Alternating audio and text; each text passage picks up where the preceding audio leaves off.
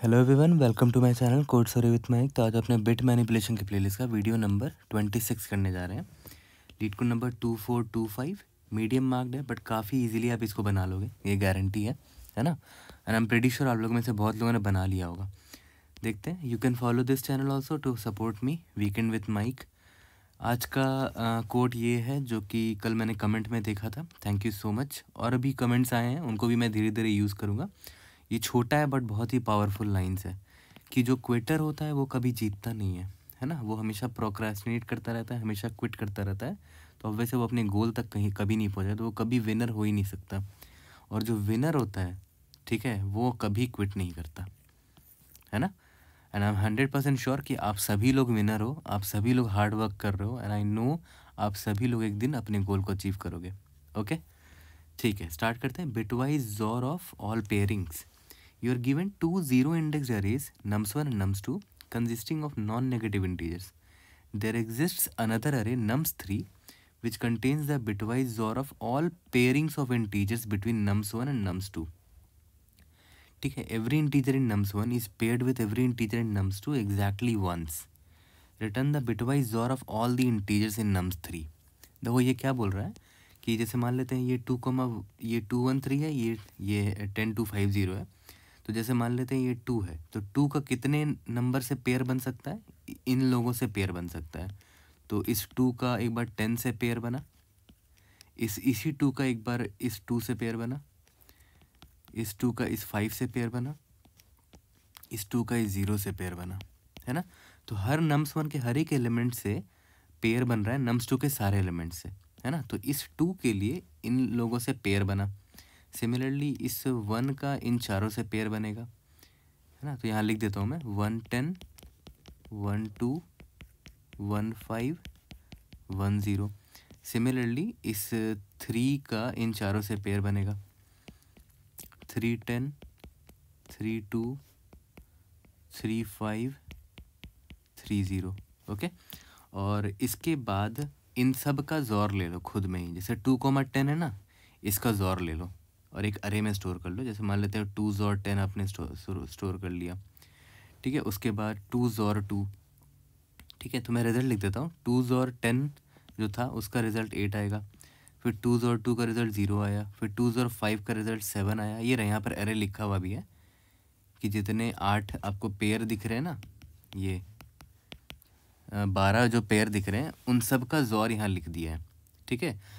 तो उसके बाद जो अरे आए ना उनका आपको रिजल्टेंट ज़ोर निकालना है। 8 XOR 0 XOR 7 XOR 2 XOR 11 XOR 3 XOR and so on. तो आंसर 13 है, ठीक है। यहाँ तक क्लियर है। यहाँ पर भी देख लो, जैसे all possible pairs of bitwise xors are nums1 0 nums2 0। जैसे ये देखो, इस 1 का इस 3 से ज़ोर किया, फिर इस 1 का इस 4 से भी ज़ोर किया, है ना।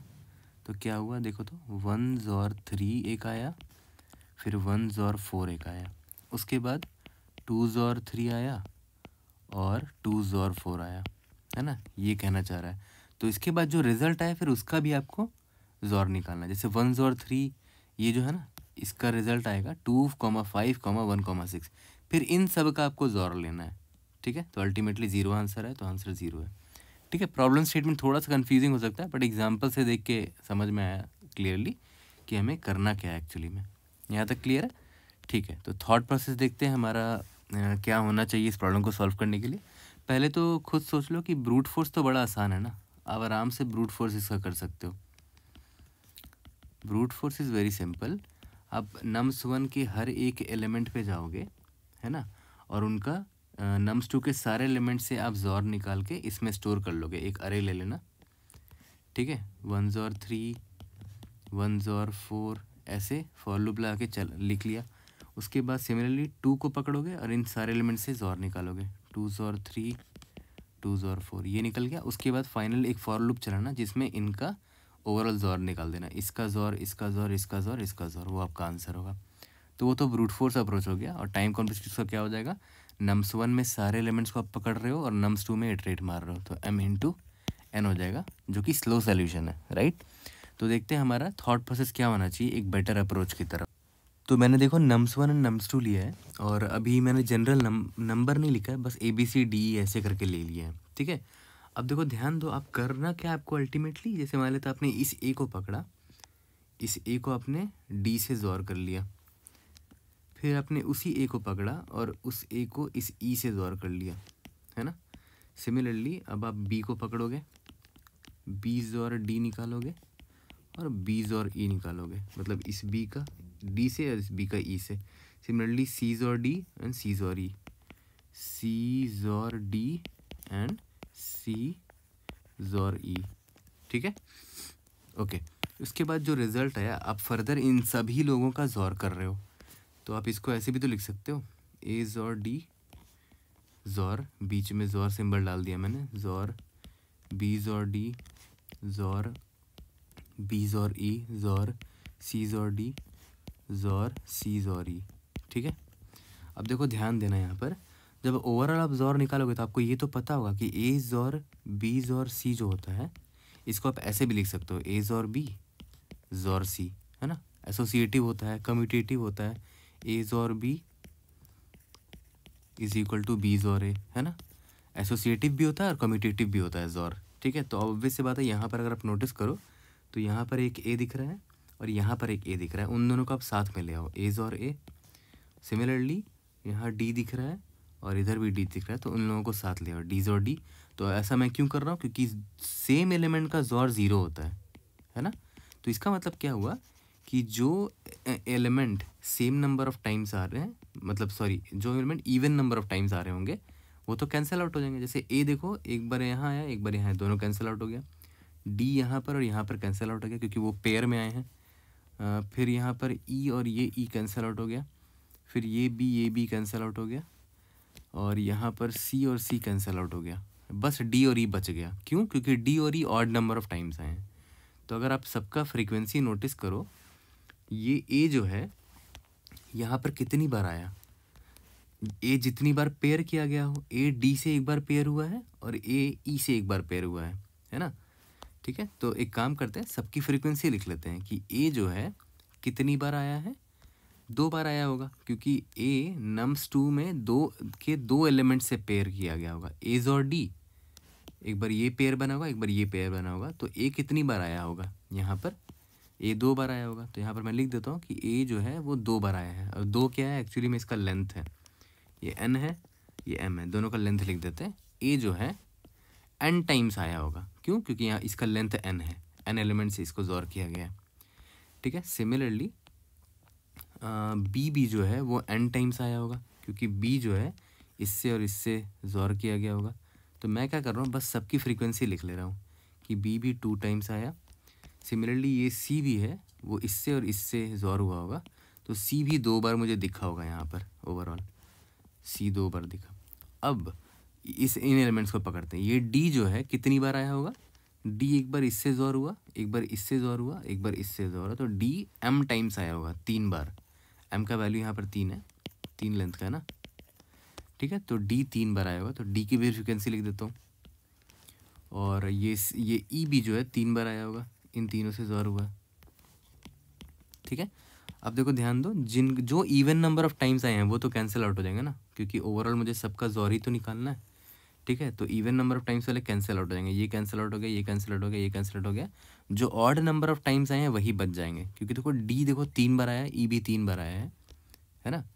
डी 3 बार आया, ई भी 3 बार आया, तो बच जाएगा क्या, देखो यहाँ पर एक डी बच जाएगा और एक ई बच जाएगा, क्योंकि इवन नंबर ऑफ टाइम्स वाले तो पेयर करके कैंसिल आउट हो जाते हैं जोर में। जो ऑड नंबर ऑफ टाइम्स में लास्ट में डी और ई बच गया है ना। यहाँ पर आपको दिख रहा होगा कि जो रिमेनिंग, इसको मैं वापस से इरेज कर देता हूँ। देखो ध्यान दो, ए जो है वो 2 बार आया है, साफ साफ दिख रहा है। बी भी 2 बार आया है, देखते हैं, बी एक बार यहाँ आया, एक बार यहाँ आया। सी भी 2 बार आया है, एक बार यहाँ, एक बार यहाँ, तो सी भी कैंसिल आउट हो जाएगा। लेकिन डी देखो 3 बार आया है, 1 2 और यहाँ 3। ई भी 3 बार आया है, 1 2 और यहाँ 3। तो ऑब्वियस सी बात है, जो इवन नंबर ऑफ टाइम्स आए हैं वो तो कैंसिल आउट हो जाएंगे, ये ए और ये ए पेयर आउट, एज और ए 0 हो जाएगा। फिर उसके बाद बीज और बी 0 हो जाएगा। उसके बाद ये सीज और सीड 0 हो जाएगा। उसके बाद ये वाला डी और ये वाला डी ज़ोरो के 0 हो जाएगा। ये वाला ई ज़ोरो के 0 हो जाएगा। बच जाएगा ये डी और ये ई, है ना। तो बस क्या होगा, अल्टीमेटली आपका रिजल्ट क्या होगा, डीज और ई ही आपका आंसर होगा, है ना। तो हम पता है क्या करेंगे, सारे एलिमेंट्स की फ्रीक्वेंसी स्टोर कर लेंगे, ठीक है। सारे एलिमेंट्स की फ्रीक्वेंसी स्टोर कर लेंगे कि वो कितनी बार इसमें अपीयर होंगे, इसमें, है ना। तो कैसे करेंगे, नम्स 1 में जितने भी एलिमेंट्स हैं वो कितनी बार अपीयर होंगे, n number of times appear होंगे। जितना नम्स 2 का लेंथ है इतने नंबर ऑफ टाइम्स अपीयर होंगे, क्योंकि नम्स 1 के सारे एलिमेंट्स नम्स 2 के सारे एलिमेंट्स से पेयर हो रहे हैं। एक बार ये इससे हो रहा है और एक बार ए जो है इससे हो रहा है, तो ऑब्वियस है n टाइम्स अपीयर हो रहा है, ठीक है। तो इसी तरह नम्स 2 के सारे एलिमेंट्स m टाइम्स अपीयर होंगे, है ना। ऐसे पेयर होगा तो m टाइम्स अपीयर होगा। तो इस चीज़ का ध्यान देते हुए हम मैप में फ्रीक्वेंसी डाल देंगे, और जो जो ऑड नंबर ऑफ टाइम्स आए होंगे, जिसकी frequency odd number of times होगी, बस मैं उन्हीं को जोर करूँगा, डीज और ई, वही आपका आंसर होगा। कितना सिंपल था, सोचो ये वाला सोल्यूशन, है ना। तो यहाँ पर टाइम कॉम्प्लेक्सिटी कितना हो गया, ओ ऑफ एन हो गया, क्योंकि आप सारे एलिमेंट्स पे एक बार इटरेट कर रहे हो, एक बार इस पर इटरेट करोगे और एक बार इस पर इटरेट करोगे मैप को पॉपुलेट करने के लिए, है ना। और आपने मैप लिया है तो उसकी वजह से space complexity O of N हो जाएगा। मैप में ही तो स्टोर करोगे इस फ्रीक्वेंसी को, है ना। तो ये वीडियो को आराम से पॉज करो और ये वाला कोड खुद से करो, ठीक है। मैं आपको C++ और जावा दोनों में कोड करके दिखाता हूँ, उसके बाद एक और अप्रोच पर आएंगे।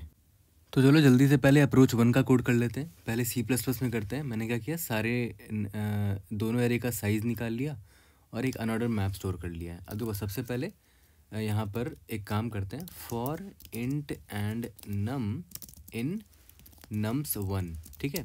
तो अब एक बात बताओ, नम्स 1 के सारे एलिमेंट्स किससे पेयर होने वाले हैं, नम्स 2 के सारे एलिमेंट्स से। तो नम्स 2 का जितना लेंथ होगा उतना फ्रीक्वेंसी होगा हर एक नम का इन नम्स 1, ठीक है। तो एम पी ऑफ इस नम का फ्रीक्वेंसी कितना होगा, प्लस इज इक्वल टू जितना नम्स 2 का लेंथ है, यानी कि n ऐड करेंगे। सिमिलरली यहाँ पर मुझे सेम फॉर लूप लिखना पड़ेगा, किसके लिए, नम्स 2 में जितने एलिमेंट्स हैं वो कितनी बार आएंगे, जितना नम 1 का साइज़ है। तो नम 1 का साइज़ कितना है, m है, तो m कर दिया मैंने। लास्ट में बस मुझे क्या करना है, जो ऑड नंबर ऑफ टाइम्स हैं वही मेरे रिजल्ट को इम्पैक्ट करेंगे। तो रिजल्ट इज इक्वल टू 0 ले लेते, for auto and IT in MP, ठीक है। बस मुझे इतना देखना है, पहले तो नम निकाल लेते हैं, IT dot first int frequency कितना होगा, IT dot second. If frequency percentile 2 is not equal to 0, मतलब वो ऑड नंबर ऑफ टाइम्स आया होगा, है ना। तो वही सिर्फ मेरे रिजल्ट को इम्पैक्ट करेगा। Result xor is equal to जो भी नंबर है ना, उस नंबर का बस जॉर कर लेंगे, रिटर्न रिजल्ट, ठीक है। एक बार रन करके देखते हैं, we should be able to pass all the test cases in DDS। एक बार सबमिट करके देखते हैं इसको।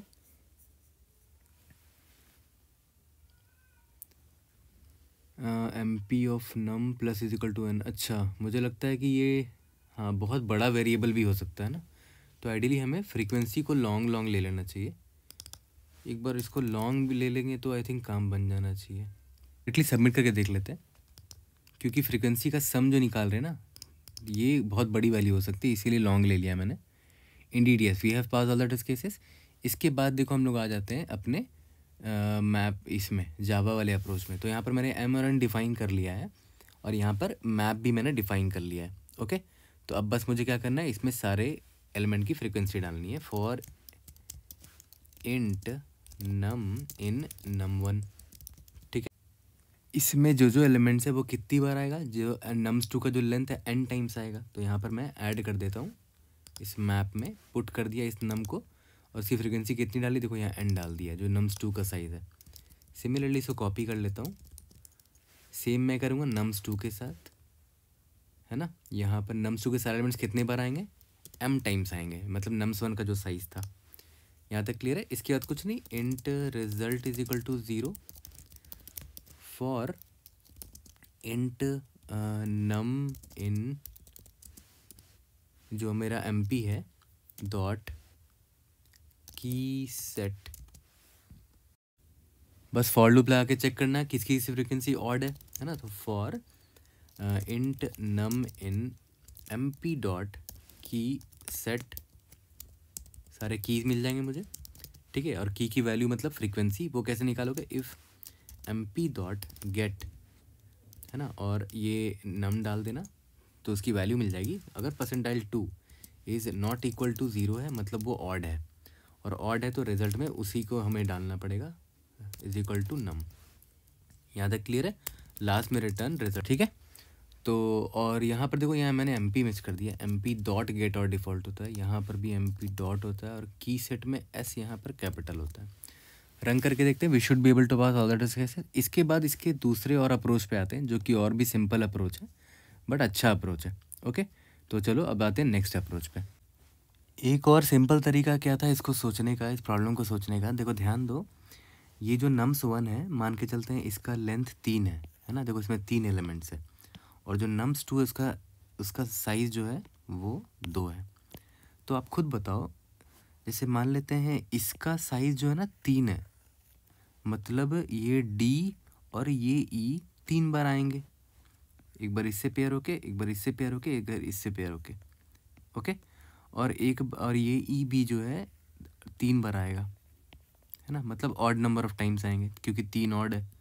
ठीक है, तो ऑब्वियस सी बात है अल्टीमेटली ये लोग ही सिर्फ रह जाएंगे क्योंकि ये लोग even number odd number of times आ रहे हैं।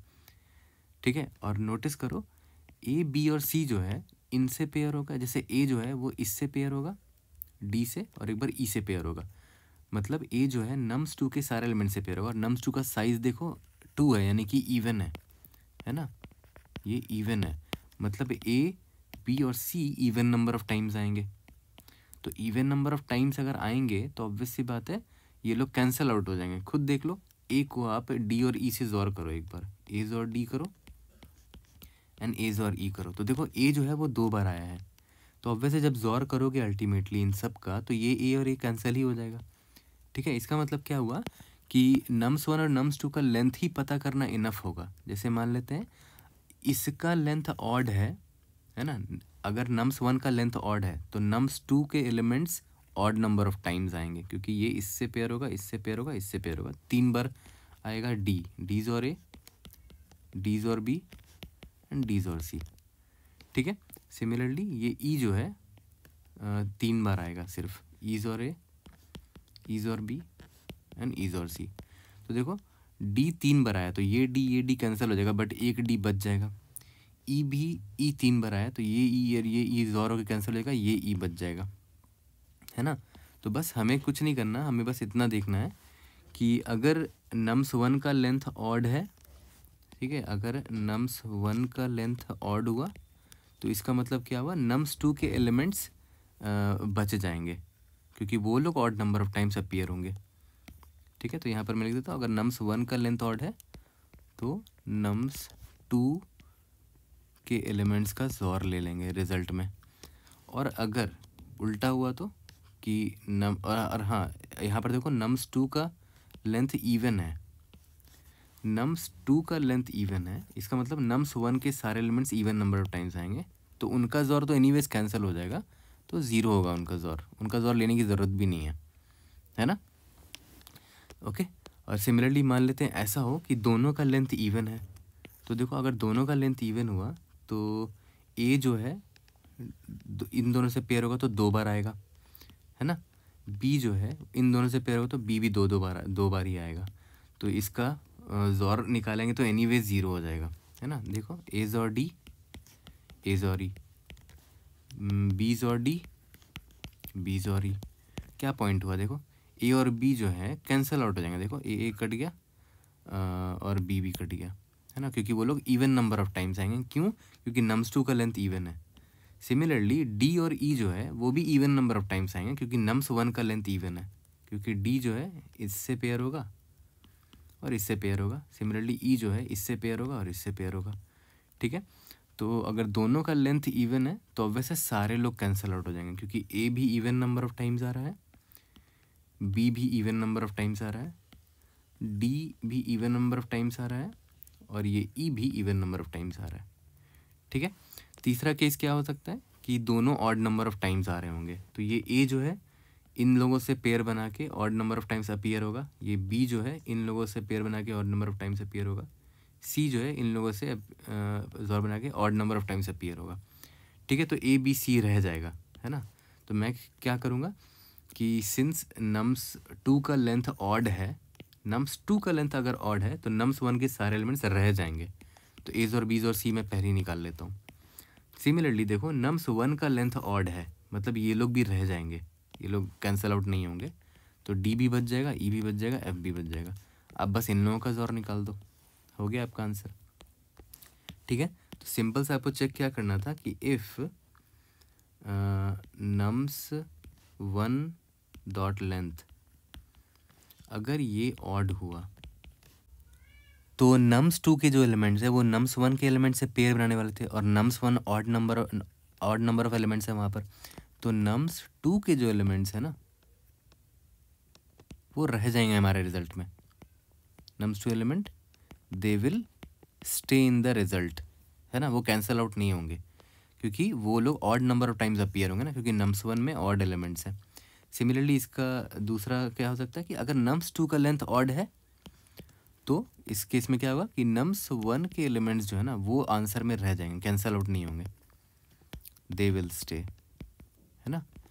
तो बस हमें इतना ही चेक करना था कि दो ही चेक करना है कि अगर नम्स 1 का लेंथ ऑड है तो नम्स 2 के सारे एलिमेंट्स रह जाएंगे, कैंसिल आउट नहीं होंगे। तो नम्स 2 के सारे एलिमेंट्स का जोर ले लेंगे एक जोर नाम के वेरिएबल में, ठीक है।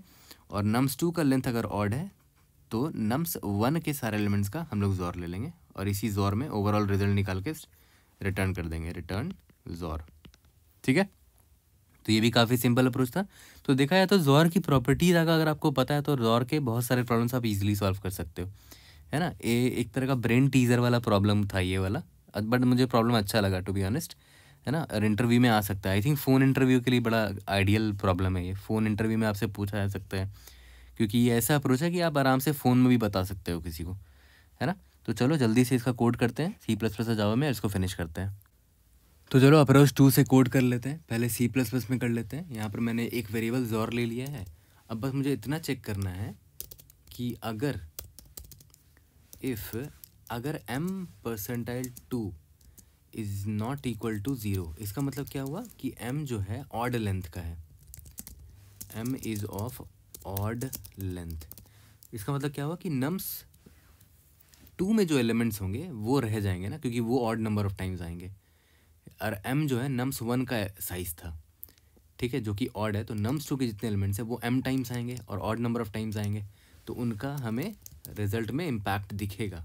तो int and num in nums 2, है ना, जोर में उनके नंबर्स का जोर आएगा, ठीक है। यहाँ पर नम का जोर ले लिया। सिमिलरली अगर मेरा n यानी कि अगर नम्स 2 का लेंथ ऑड हुआ, n%2 नॉट इक्वल टू 0 हुआ, तो इसका मतलब नम्स 1 के सारे elements odd number of times आएंगे और वो हमारे रिजल्ट में इम्पैक्ट करेंगे फिर, है ना। तो रिटर्न लास्ट में जोर कर दो, यहाँ पर सबमिट करके देखते हैं।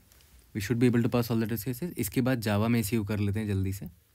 इंडीड सारे टेस्ट केस पास हो गए, अब जावा में कर लेते हैं। फॉर यहाँ पर चेक कर लेते हैं इफ़ क्या है m%2 is not equal to 0, ठीक है। तो क्या करेंगे, इंट नम इन m किसका लेंथ था, नम्स 1 का लेंथ था। तो नम्स 2 के सारे एलिमेंट्स मुझे ऑड नंबर ऑफ टाइम्स दिखेंगे, तो जोर में उनके एलिमेंट हम जोर करेंगे नम, ठीक है। सिमिलरली अगर सेम केस हुआ n के साथ, अगर n%2 अगर ऑड है तो नम्स 1 के सारे elements odd number of times आएंगे, रिटर्न जोर कर दो। यहाँ पर रन करके देखते हैं। We should be able to pass all the test cases. कोई भी डाउट होता है read in the comment section, I will try to help you out. See you in the next video, thank you.